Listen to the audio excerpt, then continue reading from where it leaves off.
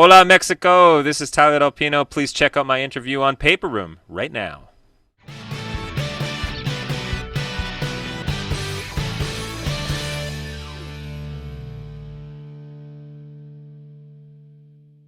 I started music a little bit later in my life. I started playing the guitar when I was around 14 years old, and up until then, I felt very lost. I didn't really know what I wanted to do, and it was kind of like when I found music, it was kind of like the world had opened up, and it felt like I finally was able to derive meaning and purpose from life. And it was something I was very interested in, so it was very effortless for me to want to spend a lot of time um, with it. And so I started, kind of just playing other people's songs. I played a lot of the Beatles songs when I was first starting. That was like my favorite band. It still is. I don't know if you can see, I actually have a tattoo of the Beatles. um, and it just kind of took off from there. And then, you write one song, then you write two songs, and slowly but surely I started writing more and more. And then I just realized that I was a songwriter, and that's what I wanted to do. So then I started pursuing artistry and seeing, well, how do songwriters get out there and what do they have to do to release their music to the world? Um, I've been doing it now for quite a long time, and I still love it just as much as the first day that I started, because every single time I write a new song, I still get that sense of excitement that I can barely contain. It's something that I love doing all the time. So I wrote the song last summer. I think it was last summer. Maybe it was 2 summers ago. I can't remember because I've been in a pandemic for so long. But it was, yeah. It's a fairly recent song. And I remember I wrote the song. I was part of the songwriting challenge, and we were tasked with writing 3 songs through the course of 2 months. And we were given different briefs and that we needed to write to. And I think that the brief for this one was try to write a song for a Spotify playlist.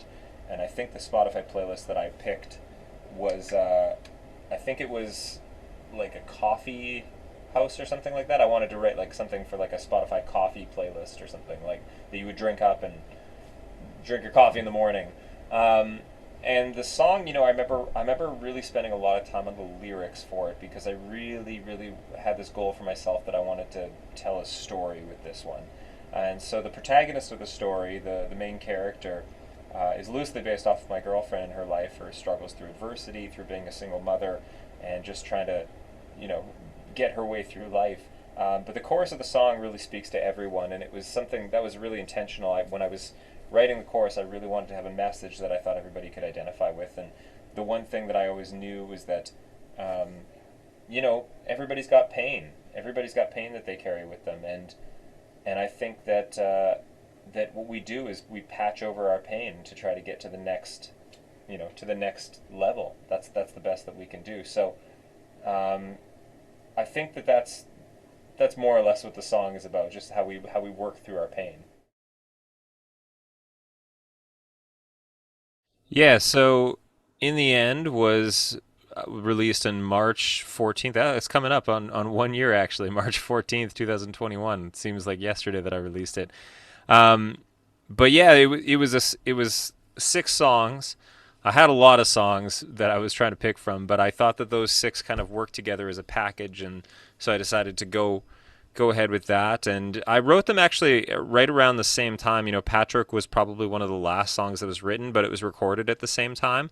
But Patrick felt like it just didn't belong on the EP. For some reason, it felt like it was its own sort of thing. So I wanted to release the EP and give the attention to at least put an album out with my name on it, and to like get myself starting to be established as an artist again. But then a Patrick was always intended to kind of come as the follow up single from that.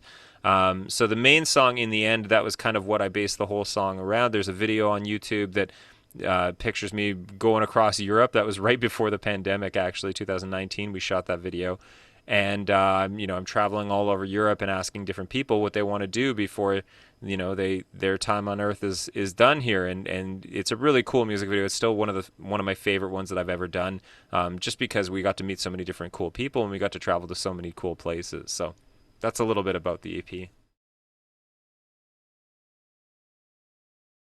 Yeah, that's a good question. What's missing on my music? I think as an artist, you're always you're always pushing yourself creatively, and you always want to do something different. You know, at least for myself, anyways. I don't want to do what I already did. I want to do something new.